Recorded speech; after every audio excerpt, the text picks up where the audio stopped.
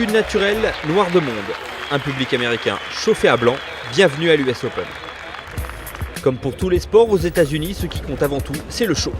Les organisateurs ne reculent devant rien et la partie Woods-Mickelson-Watson enflamme comme prévu le parcours jeudi matin. D'autant que le Tigre est affûté et éclipse totalement ses deux adversaires gauchers. Woods commet peu d'erreurs, enchaîne les bonnes mises en jeu et les attaques de green précises.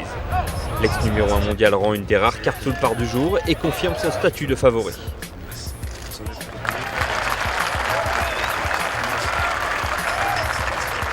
Pendant ce temps-là, de l'autre côté du parcours, les deux représentants français entament leur US Open dans un relatif anonymat. Auteur d'un démarrage solide sur les redoutables 6 premiers trous, Greg Bourdi s'accroche quand son jeu commence à le lâcher sur le deuxième tiers du parcours.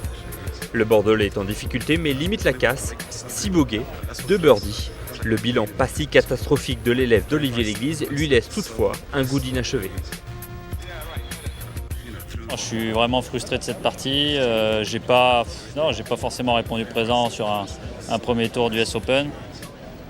J'ai raté beaucoup trop de coups et quand j'étais bien et quand j'ai fait des très bons coups, j'ai quasiment jamais concrétisé. Donc je pense que le parcours était accessible aujourd'hui. C'était vraiment à ma portée en tout cas de me rapprocher du bas. Donc non, vraiment déçu et énervé de ce score. À plus 4, tout reste évidemment jouable pour Bourdi qui retire de cette journée quelques motifs de satisfaction, synonyme d'espoir pour le deuxième tour. La satisfaction du jour en tout cas, c'est d'avoir bien démarré sur des trous très compliqués. Jamais forcément facile quand on attaque un majeur, surtout mon premier US Open, avec dans des conditions comme celle-là, des trous aussi compliqués, puisque ça fait partie d'un des passages les plus durs du parcours. Donc ça c'est le point positif. Et puis après l'autre point positif, c'est que j'ai réussi à me mettre quand même en position de birdie plusieurs fois. Mais voilà, je vais essayer de retenir tout ça en tout cas pour aller de l'avant demain. A contrario, Raphaël Jacquelin a mal débuté sa partie plus 4 après 9 trous. Le Lyonnais a su inverser la tendance sur le retour, signant 3 birdies dont cet excellent putt tout en touché au 18.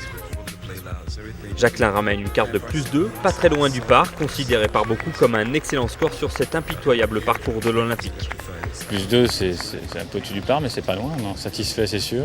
Le birdie 18, effectivement, c'est toujours une bonne note pour finir, mais je crois que le plus important, c'était de rester concentré, d'essayer de revenir dans la partie, puisque j'étais à plus 4 après 8 trous, donc après 9 trous, c'était dur, mais bon, c'est tellement dur pour tout le monde que même en étant plus 4, plus 5, voire plus 6, je crois qu'il faut rester dedans, essayer de se laisser pas mal d'occasions, puisque sur le retour, si on arrive à driver sur les fairways, comme je le disais tout à l'heure, il y a pas mal de coups de petits coups, faire 9 wedge à jouer vers les greens, donc là d'un seul coup, ça ouvre un peu plus la porte au birdie, donc voilà, ce que j'ai fait pas mal au retour. Je crois que j'ai pas dû rater un fairway au retour. Le protégé d'Alain Alberti a fait preuve de beaucoup de patience et d'expérience. Son flegme est un atout dans cette US Open où traditionnellement, les nerfs des joueurs sont mis à rude épreuve.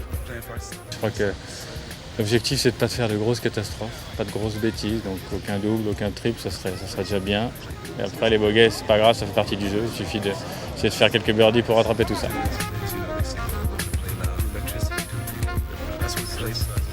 Because it doesn't actually hit the eardrums like most.